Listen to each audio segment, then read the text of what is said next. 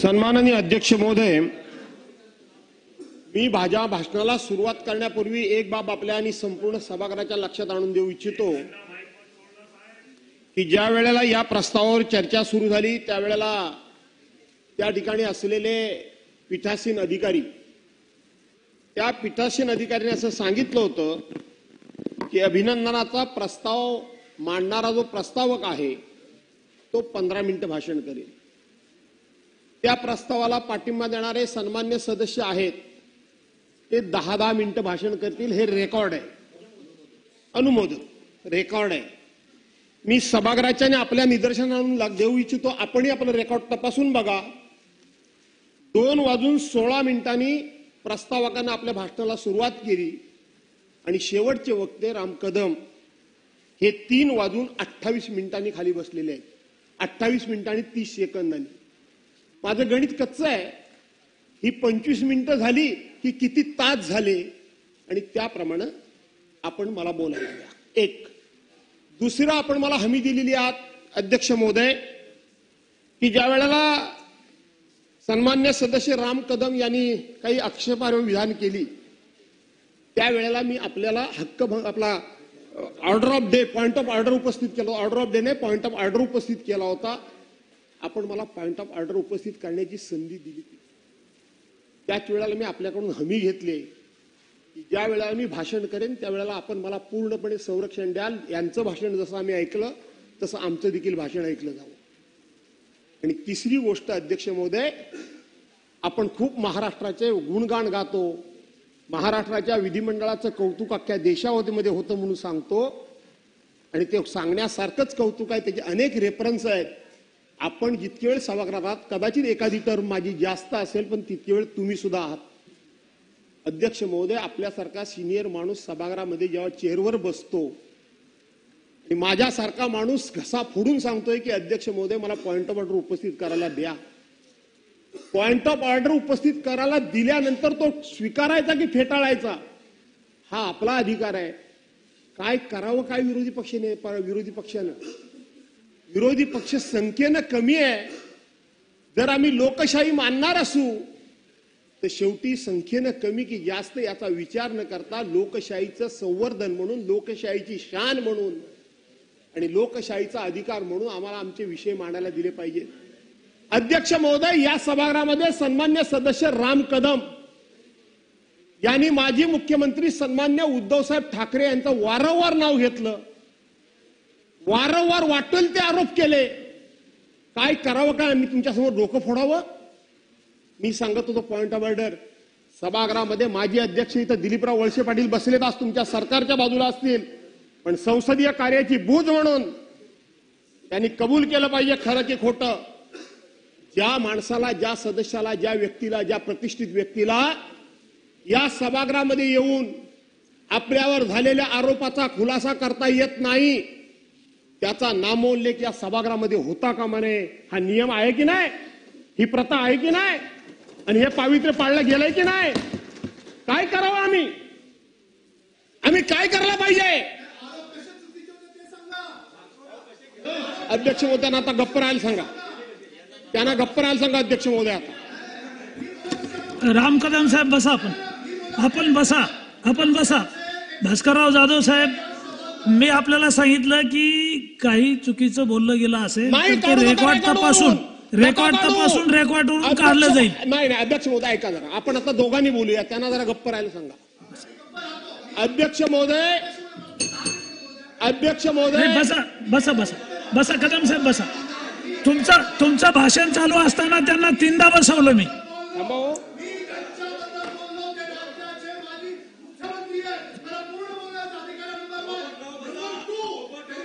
हे काय अध्यक्ष महोदय, तुम्हाला तुमचं भाषण चालू असताना त्यांना मी 3 वेळा खाली बसवलं आणि म्हणून अध्यक्ष महोदय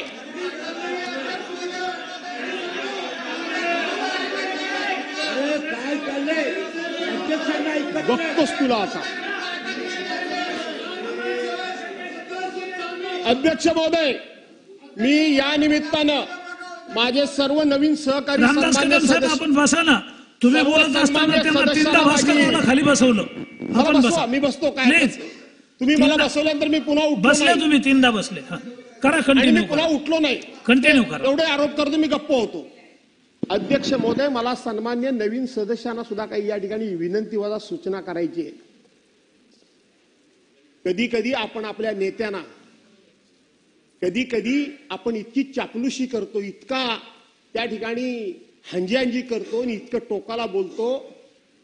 कदाचित आपल्याला असं वाटत असेल की अशा वक्तव्यानं आपले नेते खुश होतील, पण आपण कळत नकळतपणे त्या पक्षाची प्रतिमा खराब करतो. पक्षांतरचा विषय माझ्या नशिबात सुद्धा आला होता, पण अध्यक्ष महोदय, पूर्वीच्या पक्षाबद्दल एक गैरशब्द काढल्याचा सभागृहामध्ये कुणीही सांगा. आहे तिथे जुनी जाणती म्हणजे सुधीर भाऊ गेले, कदाचित माझ्या बरोबरचे सुधीर भाऊ आहेत, त्याच्या अगोदरचे जयंतराव पाटील, भुजबळ साहेब, दिलीप वळसे पाटील, अजितदादा, एवढेच आता जुने सदस्य राहिले. त्याच्यानंतर बाकी सगळे आमच्यापेक्षा जुने आहेत, नवीन आहेत. मी आणि सुधीर भाऊ आहेत, बाकी तुम्ही एक आहात. पण तुमच्याबद्दल मला तर वाईट वाटलं मंत्री महोदय. तुम्ही अध्यक्षांना गप्प सांगत होता आणि त्यांना बोलू द्या म्हणून सांगत होतात. हे बरोबर नाही मंत्री महोदय, हे बरोबर नाही. आणि मला तुम्हाला विनंती करायची आहे की कुणीतरी म्हणायला पाहिजे होतं की हे योग्य नाही, पण तुम्ही त्यांना प्रोत्साहन देत होतात. तुम्हाला असं वाटत असेल जाधव साहेब, माझ्याकडे पाहून बोला आणि राज्यपालाच्या अभिभाषणावर बोला. हे त्यांना काय नाही सांगितलं, माझ्याकडे पाहून बोला. हे मगाशी त्यांना काय नाही सांगितलं. त्यांनाही थांबवलं ना मी. काय थांबवलं? त्यांनाही थांबवलं. मी टाइम वाचून दाखवलं. बोला, राज्यपालाच्या भाषणावर बोला. बोला बोला. कशाला बोलायचं मग? बोला, तुम्हीच बोला, आम्ही जातो. आणि म्हणून आपल्याला असं वाटत असेल की हे आपण भूषणावं करतोय, असं होत नाही अध्यक्ष महोदय. समाज फार डोळस आहे, समाजाचे डोळे उघडे आहेत. काय करतोय काय करत नाही आपण हे बाहेर समाज त्याचा लेखाजोखा मांडत असतो, याचं भान ठेवा. अरे सत्ता येतात आणि जातात, आल्या आणि गेल्या. कैक सत्ता आल्या आणि कैक सत्ता गेल्या. ही पहिली आणि शेवटची नाहीये, याच्या पुढे सुद्धा ही लोकशाही जिवंत ठेवायची आहे. आणि म्हणून अध्यक्ष महोदय, अशा पद्धतीने एका नेत्याचं नाव घेणं हे आजपर्यंत या सभागृहामध्ये कधी झालं नाही. आणि चुकून जर कुणी नाव घेतलं तर तात्काळ तालिकात असलेले चेअरपर्सननी त्यांना सांगितलं हे नाव बंद करा, घ्यायचं नाही. मी तुम्हाला विनंती करतो की माझ्या नेत्यावर जे आरोप झाले ते तुम्ही काढू नका. माझ्या नंतरची पिढी आपल्या वाचनालयामध्ये हे वाचायला येईल आणि आपण किती आदर्श इथं निर्माण केलेत ते लोकांना कळतील. असं समजू नका तुम्ही, लोकांना कळतील. अध्यक्ष महोदय, मी या ठिकाणी राज्यपालांच्या भाषणावर बोलण्याकरता मी सुरुवात करतो. पहिली गोष्ट अध्यक्ष महोदय, एक गोष्ट मला आपल्या लक्षात आणून द्यायची आहे, सन्मान्य सदस्यांच्या लक्षात देखील आली असेल. ज्या वेळेला राज्यपाल महोदयांच्या भाषणाकरता आपण गेलो त्यावेळेला तिथं राष्ट्रगीत झालं आणि राज्यगान झालं. ते राज्यगान अतिशय खणखणीत आवाजात झालं होतं.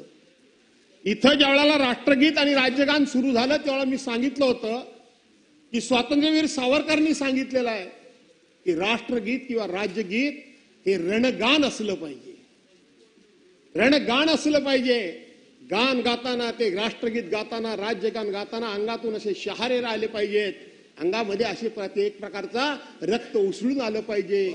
आणि आपण आपलं जे जाऊ द्या, कशाला उगाच एवढं ऐकल्यानंतर पण पुन्हा रामकदम रामकदम करता काय? काय ऐकतात ते? त्यांना ऐकवायचं, त्यांना दुसऱ्यांना ऐकवायचं होतं, पण ते काय एवढे कमी बुद्धीचे नाहीयेत. आणि म्हणून स्वातंत्र्यवीर सावरकरांनी सांगितल्याप्रमाणे वरच्या सभागृहातलं राष्ट्रीय गीत आणि राज्यगान हे एकदम खणखणीत आवाजात झालं, जोशात झालं. पण त्यानंतर माझं चुकत असेल तर मला करेक्ट करा, मी काय आरोप करत नाहीये. परंतु दोन्ही गाणी तुम्ही एकदा एकत्र ऐका, अध्यक्षांना सांगा. मला असं वाटतं की या खालच्या सभागृहातल्या त्या गाण्याच्या रेकॉर्डमध्ये सुधारणा झालेली नाही. जय जय महाराष्ट्र माझा हे जेव्हा गाणं सुरू होतं, भीती ना आम्हा तुझी मुळी ही गडगडणाऱ्या नाभा, गडगडाट झाला पाहिजे.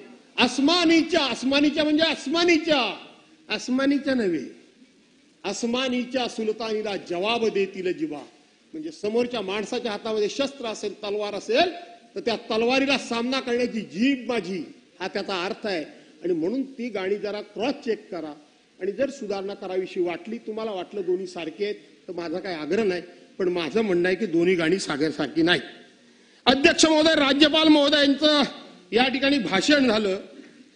हे राज्यपाल महोदयांचं भाषण करत असताना या राज्यपालांच्या भाषणामधला कुठला मुद्दा मी या ठिकाणी चांगला घेऊ हेच मला खरं सांगायला तर सांगता येत नाही. कायदा आणि सुव्यवस्थेच्या बाबतीत काय बोलले राज्यपाल महोदय? थोडं एका मुद्द्यावर बोलणार होतो, पण भाषणच राजकीय झालंय आणि म्हणून आता मला सुद्धा राजकीय भाषण करावंच लागणार आहे. काय झालं काल या या या मंत्रालयामधल्या, या सभागृहामधल्या आणि या मंत्रिमंडळामधल्या एका मंत्र्याला राजीनामा द्यावा लागला. कालपर्यंत 9 डिसेंबर ती कालची तारीख. आपण पण मराठवाड्यातल्या, शेजारच्या जिल्ह्यातल्या, शेजारच्या गावातल्या आहेत. 9 डिसेंबर ते कालच्या तारखेपर्यंत नाना तऱ्हेचे आरोप झाले. अनेकांनी त्या ठिकाणी सांगितलं. मी लांबचे त्या ठिकाणी सांगत नाही, पण या सभागृहामधले सन्मान्य सदस्य सुरेश धस यांनी पहिल्या दिवशी सांगितलं. आणि नागपूरला डिबेटला आम्ही जेव्हा बसलो होतो त्यांनी आम्हाला फोटो दाखवले. ते सातत्यानं सांगत होते की ज्याला मारला त्याला इतक्या निर्दयपणे मारला, इतक्या निर्घुणपणे मारला आणि तो पाणी पाणी मागत होता. त्याला पाण्याच्या ऐवजी त्याच्या तोंडामध्ये त्या ठिकाणी लघवी करण्यात आली. ही शुद्ध मराठी शब्द वापरतोय. हे लघवी बिगवीचे फोटो, त्याला मारतानाचे फोटो, त्याची हालाल करणाऱ्याचे फोटो, ज्याचं वर्णन सुरेश धस सातत्यानं करत होते, ज्याचं वर्णन संदीप क्षीरसागर सातत्यानं करत होते, ज्याचं वर्णन बाकीचे सगळे सातत्यानं करत होते, ते फोटो काल आले, व्हायरल झाले परवांच्या दिवशी. आणि काल धनंजय मुंडेंचा राजीनामा घ्यावा लागला. अध्यक्ष महोदय, याचा अर्थ जे सुरेश धस सांगत होते, जे सुरेश धसना फोटो माहिती होते, ते सरकारकडे फोटो नव्हते काय? ते पोलीस खात्याकडे फोटो नव्हते काय? म्हणजे नव्हते तर सुरेश धस सांगत होते की त्याच्या तोंडामध्ये लघवी केली. ती वस्तुस्थिती कशी निघाली? याचा अर्थ या सरकारने संतोष देशमुखची ज्या पद्धतीनं हत्या झाली, त्याचा ज्या पद्धतीनं खून झाला, त्याच्या बायको पांढरं कपाळ घेऊन, त्याची पत्नी, बायको म्हणजे पत्नी पांढरं कपाळ घेऊन प्रत्येकाच्या दारोदार फिरत होती. परंतु सत्ता पिपासू लोकांना सत्ते पुढे कोणाची दयामाया आली नाही. त्या माऊलीचं पांढरं कपाळ दिसलं नाही. ती छोटी त्याची मुलगी सातत्यानं लोकांच्या घरामध्ये जाऊन मला न्याय द्या, न्याय द्या म्हणून सांगत होती. ते कोणाला कळलं नाही. ते सरकार कुठल्या कायदा आणि सुव्यवस्थेबद्दल बोलतं? कुठल्या कायदा आणि सुव्यवस्थेबद्दल बोलता तुम्ही? काय झालं तुमचे? काय म्हणतात राज्यमंत्री? पुण्याच्या बसमध्ये एखाद्या महिलेवर बलात्कार झाला, संवेदनाहीन तुम्ही सांगता. हे सगळं चुपचापपणे झालं, कुठल्या प्रकारचा विरोध न करताना झालं, कुठल्या प्रकारचा आरडाओरडा नाही करताना झालं. अरे तुमच्या जीवा वळतात कशा? तुमच्या जीवा वळतात कशा? साहेब, सत्ता येईल नाही जाईल. पुन्हा एकदा मी सांगतो, सत्तेत तुम्ही पण होतात, काही वर्ष मी सुद्धा होतो. परंतु इतक्या पद्धतीनं, अशा पद्धतीनं मंत्री मुजोरपणे बोलण्याचं त्यांचं धाडस कसं होतं? त्यांना त्यांच्या जबाबदारीची जाणीव का नाही? अध्यक्ष महोदय, जबाबदारीची जाणीव झाली पाहिजे. दुसरे मंत्री, त्यांना कोर्टानं आता शिक्षा, आज काय ते मला वाटतं स्टे दिलाय त्यांच्या कोर्टानं, त्यांच्या शिक्षेला. आमचं काही त्याबद्दल म्हणणं नाही. पण या सभागृहातले सदस्य सुनील केदार यांना कोर्टाने निर्णय दिल्याबरोबर 24 तासाच्या आतमध्ये तुम्ही त्यांचं सभासत्व काढून टाकलं. 24 तासाच्या आतमध्ये राहुल गांधींचं सभासत्व गेल्याबरोबर त्यांचं सभासत्व काढून टाकलं. त्यांचं राहतं घर तुम्ही काढून टाकलं. कोर्टानं नंतर चपराक दिली, हा भाग वेगळा. अहो, न्याय जर करायचा असेल तर एकाला एक न्याय नाही, एकाला एक न्याय असं राज्य करते म्हणून तुम्ही सर्वांना समान न्यायानं वागवता म्हणून या ठिकाणी वाक्य प्रयोग करता. काय त्याला अर्थ आहे अध्यक्ष महोदय? कोण सुरक्षित आहे अध्यक्ष महोदय? कोणी सुरक्षित नाही अध्यक्ष महोदय. आणि म्हणून मला तुम्हाला विनंती करायची आहे अध्यक्ष महोदय की या ठिकाणी अशा पद्धतीनं कामकाज चालून सर्वांना समानता न्याय देता येणार नाही. मंत्री महोदय, मगाचे सन्मान्य सदस्य इथं मगापासून सारखे सगळे आकडे सांगत होते, नगरपालिकेचे सांगत होते. मला तुमचं दुःख मला माहिती आहे, तुमच्या मनातल्या वेदनात मला माहिती आहे, तुम्हाला काय खुपतंय ते मला माहिती आहे. उद्धव बाळासाहेब ठाकरे यांचा 2.5 वर्षाचा मुख्यमंत्री पदाचा कालावधी होता. त्यातले 2 महिने सुद्धा त्यांना काम करावं मिळालं नाही. उरलेले सगळेच्या सगळे 22 महिने कोरोनाच्या संकटाचा सामना त्यांना करावा लागला आणि त्यांच्या सरकारला करावा लागला. सगळे नियम, सगळे अध्यादेश, सगळ्या मार्गदर्शक सूचना हे केंद्र सरकारकडून येत होत्या, राज्य सरकारकडून येत नव्हत्या. काय झालं त्या दिवशी? डोनाल्ड ट्रम्प बरोबर, अमेरिकेच्या राष्ट्राध्यक्षांबरोबर त्या ठिकाणी झोपाळ्यावर ढोकळा खाईपर्यंत आपण देश लॉकडाऊन का नाही केला?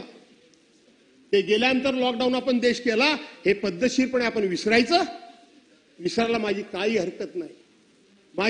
हरकत नाही, पण त्या उद्धव बाळासाहेब ठाकरेंच्यावर तक्रार करत असताना आजही या इतिहास आहे की देशाच्या राष्ट्रपतींनी कौतुक केलं, देशाच्या पंतप्रधानांनी कौतुक केलं, सर्वोच्च न्यायालयानं कौतुक केलं आणि WHO सारख्या जागतिक संघटनेनं सुद्धा उद्धव बाळासाहेब ठाकरेंच्या कामाचं कौतुक केलं. 11,000 प्रेत मुंबईमध्ये असं सांगितलं गेलं. कदाचित माझे मित्र सन्मान्य सदस्य, मला वाटतं उत्तर प्रदेशातली गंगेतली प्रेत त्यांनी मोजलेली असावी, त्यांनी मध्य प्रदेशच्या रस्त्यावरची प्रेत मोजलेली असावी, त्यांनी गुजरातच्या रस्त्यावरची प्रेत मोजलेली असती. खरं तर हा विषयच आता नव्हता, पण माझ्या मित्राला मी धन्यवाद देतो की त्यांनी मला याचा खुलासा करायची संधी दिली. ती प्रेत त्यांनी तिथली मोजलेली असावी. अध्यक्ष महोदय, आज हे माझं आव्हान आहे की केवळ मुंबईमध्ये नाही तर महाराष्ट्रामध्ये कोरोनामुळे जर 11,000 लोक मृत पावले असतील तर त्याचा अधिकृत आकडा हा सरकारने जाहीर करावा. माझं काही म्हणणं नाही, करा जाहीर, काही हरकत नाही. अध्यक्ष महोदय, चुका झाल्या असतील तर त्या ठिकाणी सर्वांनी मिळून त्याची जबाबदारी घेतली पाहिजे. कोणावर आरोप करता तुम्ही? अरे आरोप जे करत असता नगर विकास खात्यासंदर्भात तुम्ही आरोप करता, गेली 8 वर्ष ते खातं कोणाकडे आहे? तुमच्या सत्तेमध्ये असलेल्या एकनाथराव शिंदेच्याकडे आहे. एकनाथराव पळाले तुमचं भाषण ऐकून. एकनाथरावला कळून चुकलं की त्या ठिकाणी बर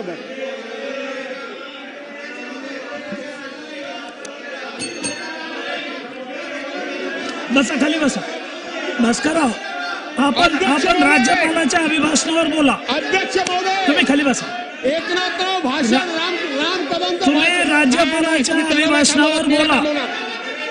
राज्यपालाच्या भाषणावर बोला आणि तपासून पटलावरचं काढलं जाईल.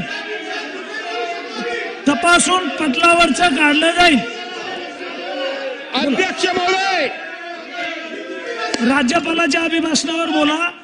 तपासून काढलं जाईल, रेकॉर्ड तपासून काढलं जाईल. सन्माननीय सदस्य राम कदम भाषण करत होते, त्यांचा हे भान राहिलं लक्षात नाही की एकनाथराव शिंदे नगर विकास मंत्री आहेत. हे तुमच्या मंत्रिमंडळात होते, हे सुद्धा तुमच्या मंत्रिमंडळात होते. माननीय भास्कररावजी, आपण सिनियर सदस्य आहात, समोर पाहून बोला आपण राज्यपालाच्या अभिभाषणावर या. अध्यक्ष महोदय, आपण जेव्हा एक बोट तुमचा टाइम संपत आलेला आहे. राज्यपालाच्या भाषणावर बोला. माननीय राज्यपाल महोदयांच्या भाषणावर सुरुवात करा. राज्यपालाच्या भाषणावर बोला. अध्यक्ष महोदय, आपण आता याच्यामध्ये असं म्हटलंय, रेकॉर्ड तपासून काढलं जाईल. बसून घ्या.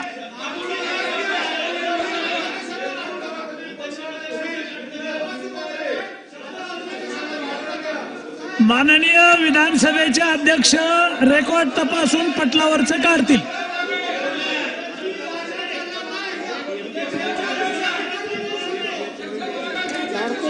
माननीय विधानसभेचे अध्यक्ष रेकॉर्डवर तपासून पटलावरून काढतील.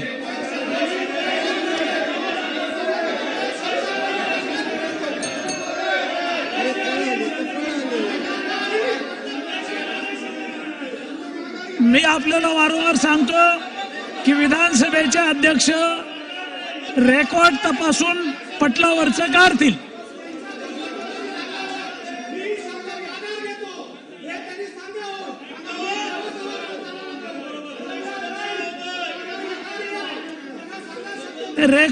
रेकॉर्ड तपासून ते काढलं जाईल. बसा. माननीय विधानसभेचे अध्यक्ष रेकॉर्ड तपासून हे काढतील. आपण बसून घ्या. बोला. तुम्ही बोला. अध्यक्ष महोदय, शब्द संसदीय नाही तरी मी माझा शब्द मागे घेतो, बस मागे घेतो. या पळाले हा शब्द संसदीय नाही तरी मी मागे घेतो.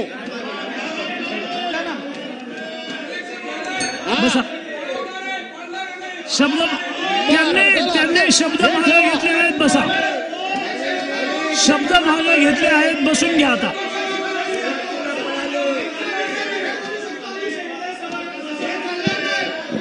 सुरू करा. आणि म्हणून अध्यक्ष महोदय,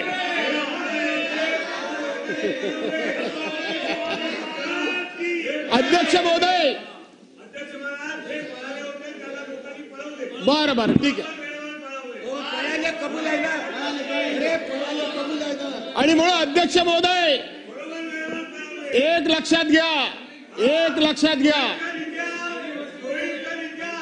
सन्मान्य सदस्य राम कदम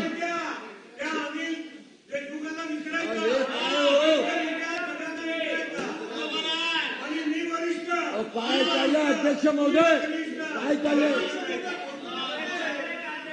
बोला भास्कररावजी. चला, राज्यपालाच्या अभिभाषणावर सुरू करा. राज्यपालाच्या अभिभाषणावर बोला, तुमचा वेळ संपत आलेला आहे. राम कदम हे आरोप करत असताना भाजपची चाल काय ती मला चांगली माहिती आहे. आपल्या बरोबर ठेवायचं आपल्या मित्राला. आपण राज्यपालाच्या अभिभाषणावर आलेच नाही अजून. माननीय भास्कररावजी, आपण राज्यपालाच्या अभिभाषणावर सुरुवातच केलेली नाहीये. तुमचा टाइम संपत आला. मूळ मुद्दा आहे राज्यपाल महोदयांच्या अभिभाषणावर बोला. हे राम कदमनं नाही सांगितलं, आपण सांगितलं, त्यांनाही थांबवलं. बरं ठीक आहे, आपण बोला. अध्यक्ष महोदय, आता राज्यपाल महोदयांनी या ठिकाणी सांगितलंय की अंगणवाडीच्या मुलांच्या समोर आम्ही शिवजयंतीचा कार्यक्रम जाहीर करणार आहोत का, तर त्यांच्यावर सुद्धा त्या पद्धतीचे चांगले संस्कार व्हावे अशा पद्धतीचं त्यांनी सांगितलं. अध्यक्ष महोदय, 2 दिवस या सभागृहामध्ये जो काही प्रकार झाला, अबू आझमी इथल्या सदनाचे सदस्य जे काही बोलले, त्या संदर्भामध्ये संपूर्ण सभागृहानं सरकारला समर्थनच दिलेलं आहे. सरकारनं समर्थन दिलेलं आहे. काल एका बाजूने हा विषय मांडण्याचा प्रयत्न आला. अशा सर्वसाधारणपणे अतिशय सेन्सिटिव्ह विषय जो असतो, जो विषय अशा प्रकारचा सेन्सिटिव्ह असतो, त्याच्या वेळेला सर्वसाधारणपणे प्रथा अशी आहे की दोन्ही बाजूच्या सदस्यांचं मत काय ते ऐकून घ्यावं. काल या बाजूच्या सदस्यांनी विषय मांडला, त्यांना त्यांच्या भावना व्यक्त करायची संधी मिळाली. आम्ही सातत्यानं उभा राहिलो होतो, आम्हाला संधी मिळाली नाही. पण अध्यक्ष महोदय, तुम्ही बघा, रेकॉर्ड काढून बघा. जे काय रामभाऊ आरोप करत होते तिथं माझं रेकॉर्ड काढून बघा. मी इथनं मला मोडक्या तोडक्या म्हणजे भाषेमध्ये इथं गोंधळ सभागृहामध्ये असताना मी स्वतःहून सांगितलंय की अशा पद्धतीनं कोण छत्रपती शिवाजी महाराजांबद्दल वक्तव्य करत असेल तर तो कोणी असू दे, छत्रपती शिवाजी महाराज असतील, छत्रपती संभाजी महाराज असतील, आणखीन कोण राष्ट्रीय पुरुष असतील, त्यांच्याबद्दल असं वक्तव्य करणाऱ्याला शिक्षा जे काही सरकार देईल त्याच्या पाठीशी आम्ही उभे राहू. आज सुद्धा सरकारनं या ठिकाणी प्रस्ताव आणला. भास्करराव, माननीय भास्करराव साहेब, इकडे पाहून बोला. आणि राज्यपालाच्या अभिभाषणावर बोलतोय ना मी. तुम्ही राज्यपालाच्या अभिभाषणावर बोला, मागे पाहू नका, समोर पाहून बोला. कंटिन्यू करा, तुम्ही कंटिन्यू करा. आज सुद्धा सरकारने हा प्रस्ताव आणला, त्याला आमचा पाठिंबा आहे, त्याला आमचा पाठिंबा आहे. आम्ही जाहीर केलं आणि तरी सुद्धा आमच्यावर आरोप. पण अध्यक्ष महोदय, त्याच वेळेला नियम 97 अन्वये छत्रपती शिवाजी महाराज प्रशांत कोरटकरने अपमान केला, राहुल सोलापूरकरने अपमान केला. याबद्दल मात्र सरकार काही बोलायला तयार नाही. आमची भूमिका ही आहे की कोण हिंदू आहे, कोण मुसलमान आहे, कोण ईसाई आहे, कोण शीख आहे, कोणी कुठल्याही धर्माचा असू द्या, जो म्हणून छत्रपती शिवाजी महाराजांचा, छत्रपती संभाजी महाराजांचा अपमान करेल त्याला म्हणून सरकारनं शिक्षा करावी. आम्ही सरकारच्या पाठीमागे उभे आहोत. ही आमची अध्यक्ष महोदय भू आहे. अध्यक्ष महोदय, या ठिकाणी वडेट्टीवार ग्रीनफील्ड सरकारनं शक्तीपीठ रस्ता करण्यासंदर्भामध्ये या हे ठिकाणी बघा, ऐका, रामदास कदम साहेबांचं भाषण चालू असताना भास्करराव 3 वेळा उठले आणि पॉइंट ऑफ ऑर्डर म्हणले. त्यांना बोलायला संधी दिली नाही. त्यांचं भाषण संपू दे ना. तुमचा काही पॉइंट ऑफ ऑर्डर तुम्हाला बोलू देऊ ना. बोला.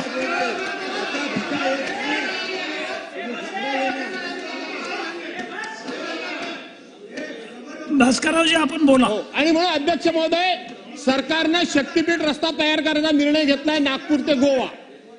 अध्यक्ष महोदय, त्याला समर्थन मी देतोच, पण त्याचबरोबर गेले 14 वर्ष माझा मुंबई गोवा जो रखडलेला आहे. आपसात बोलू नका. बसा बसा बसा बसा. मुंबई गोवा त्याचाही विचार व्हावा. दुसरी गोष्ट, MMRDA मिनिस्टर म्हणून सन्मान्य एकनाथराव शिंदेनी त्यावेळेला ग्रीनफील्ड रस्ता हा कोकणाकरता देतो असं सांगितलं होतं.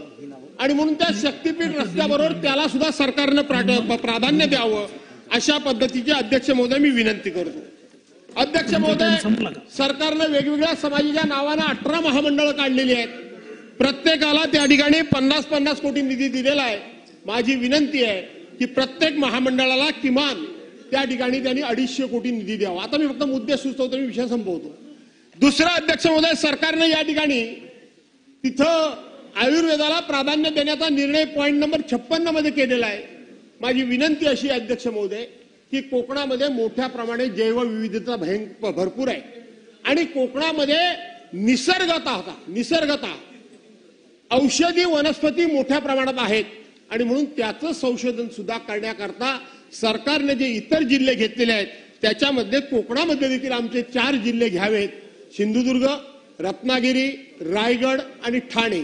मुंबई थोडा बाजूला ठेवा किंवा पालघर पण घ्यावा लागेल, कारण आता नवीन पालघर झालाय, त्याचाही विचार करावा. अध्यक्ष महोदय, सरकारनं या ठिकाणी बालेवाडीच्या धर्तीवर नागपूरला सुद्धा एक क्रीडा संकुल उभं करायचा निर्णय केलाय. त्यांना डिस्टर्ब करू नका. बसून घ्या. बसा, खाली बसा. डॉक्टर साहेब बसा. आणि म्हणून सरकारनं बालेवाडीच्या धर्तीवर एक नागपूरला खूप मोठं अशा पद्धतीचं क्रीडा संकुल उभं करायचं म्हटलंय. पण अध्यक्ष महोदय, आपल्याला आठवत असेल 2009 साली सरकारने एक निर्णय घेतला. तालुका क्रीडा संकुल, जिल्हा क्रीडा संकुल, विभागीय क्रीडा संकुल आणि त्याचा फार मोठा अतिशय वाईट अशा प्रकारचा परिणाम झालेला आहे. अध्यक्ष महोदय, सरकारनं नुकतंच दावोसला जाऊन पॉइंटेड प्रश्न घ्या. 26 मिनिटं झाले. आपण त्यांना दिलेली वेळ वाचून दाखवली मी. घ्या. ठीक आहे, एक 2-4 मिनिटात मी आठवतो माझं 5 मिनिटं. आणि म्हणून सरकारनं दावोसला गेलं. सरकारनं सांगितलं त्या ठिकाणी 15,72,000 कोटी रुपयाची गुंतवणूक. हे राज्यपालांच्या भाषणात आहे. हा, ज्यांनी वाचलं नसेल त्यांना कळणार नाही, ते मी सांगतो. मुद्दा नंबर तो आहे 4. मी वाचलंय. नाही, आपल्याला नाही म्हणा. आपल्याला कसं म्हणा, आपण चेअरपर्सन आहात. आणि म्हणून त्यांनी सांगितलं की 15,72,000 कोटी रुपयाची गुंतवणूक झाली. अध्यक्ष महोदय, त्यांनी सांगितलं 15 लाख लोकांना नोकऱ्या आम्ही देणार आहोत. मी थोडंसं गणित केलं अध्यक्ष महोदय. 15,72,000 कोटी गुंतवणूक, राष्ट्रीय आंतरराष्ट्रीय कंपन्या किती? 63. मग मी त्याला विचार केला की प्रत्येक कंपनीला खर्च किती येणार, तर 24,952 कोटी. आणि 24,952 कोटीच्या कंपनीमध्ये प्रत्येक कंपनीला 23,809 कामगार लागणार. वा रे वा, सरकार खरोखर जादूगार आहे सरकार, आणि सरकारने जादूगिरी करावी अशी त्यांना मी विनंती करतो. अध्यक्ष महोदय, 28 जिल्हा आणि 77 गट हे आपण डोंगरी विकासमध्ये घेतले. मला वाटतं आपला पण जिल्हा आता आलाय. हल्ली माझा मतदारसंघातला गुहागर आलाय. याला बरेच वर्षापासून 1 कोटी रुपये निधी होता. या प्रत्येक गटामागे 250 कोटी आणि अर्ध गटामध्ये 125 कोटी रुपये निधी द्यावा अशा प्रकारची अध्यक्ष महोदय विनंती करतो. अध्यक्ष महोदय, आपण इथं सांगितलंय की 24 ते 25 या वर्षामध्ये 10 लाख आम्ही प्रशिक्षित अशा प्रकारचे मुख्यमंत्री युवा कार्य प्रशिक्षण आम्ही तयार करणार आहोत. अध्यक्ष महोदय, निवडणुकीच्या पूर्वी सप्टेंबर मध्ये हा GR निघाला. सप्टेंबर मध्ये. आणि मुख्यमंत्री युवा कार्य प्रशिक्षण योजनांचा तुम्ही दिलेला आकडा 1,32,000 युवकांना तुम्ही प्रशिक्षण दिलं. मला उत्तर द्या या सभागृहामध्ये की आता एप्रिल महिन्यानंतर या युवकांचं काय होणार आहे, या युवकांना घरी पाठवलं जाणार आहे निवडणुकीकरता, म्हणून त्यांना अशा पद्धतीने नेमलं गेलं. जर सरकार हे मुख्यमंत्री युवा प्रशिक्षण कार्य, तुम्ही युवकांचे युवक आहात, तुम्ही काय कमी युवक आहात काय, आणि म्हणून या ठिकाणी त्याला, आणि म्हणून आता 1,32,000 दिलीप लांडे साहेब लोकांना एक मिनिट तुम्ही नोकरी करता फसवलं, आता 10 लोकांना फसवणार आहात. आणि म्हणून अध्यक्ष महोदय अशा पद्धतीने फसवीचे धंदे बंद करण्याच्या ऐवजी अध्यक्ष महोदय सरकारला आता थम्पिंग मेजॉरिटी मिळालेली आहे, थम्पिंग मेजॉरिटी मिळालेली आहे. गेल्या अनेक वर्षामध्ये इतकं मजबूतीचं सरकार कधीच आलेलं नव्हतं. माझी विनंती आहे सरकारला की सरकारनं कायद्याच्या दृष्टीत काही कणकर भूमिका घ्यावी, आर्थिक शिस्त लाभवण्याच्या बाबतीत सरकारनं काही ना काही कठोर निर्णय घ्यावे. आणि दिलीप लांडे साहेब आहेत का सभागृहामध्ये? या देशामध्ये आणि या राज्यामध्ये सर्वांना समान न्याय मिळण्याकरता म्हणून फक्त बोलून चालणार नाही, बोलणारे साहेब, आमदार बोलणारे, कृती करा. आणि केवळ मतांकरता छत्रपती शिवाजी महाराजांचा आणि संभाजी महाराजांचा उल्लेख करू नका. कुठल्याही जाती धर्मातला माणूस असेल जो छत्रपती संभाजी महाराज, छत्रपती शिवाजी महाराजांचा अपमान करेल त्याच्यावर कारवाई करण्याचं धाडस दाखवा. नाही तर प्रशांत कोरटकर आमचा, राहुल तो कोणतो काय त्याचा कोल्हापूरकर आमचा, आणि दुसऱ्या धर्मातला माणूस कोणतरी बोलला, कुठल्याही धर्मातला असू द्या, तर शिवाजी महाराजांच्यावर तुमचं प्रेम आहे. नाही तर तुमचं प्रेम निवडणुकीकरता चलो निवडणुकीला होणार नाही. आणि म्हणून राज्यपालांचं भाषण, हे राज्यपालांच्या भाषणामध्ये राज्यपालांनी पुऱ्या भाषणामध्ये माय गव्हर्नमेंट बोललेले नाहीत, मराठीमध्ये माझं सरकार लिहिलंय, पण मी पुन्हा पुन्हा ऐकत होतो सरकार माय गव्हर्नमेंट बोललेले नाहीत तर अवर गव्हर्नमेंट बोलले. याचा अर्थ सरकारने सुद्धा हे यांचं गव्हर्नमेंट स्वीकारलेलं नाही. म्हणून मी या ठिकाणी सरकारचा निषेध करतो आणि राज्यपालांचं अभिनंदन करून थांबतो. जय हिंद, जय महाराष्ट्र.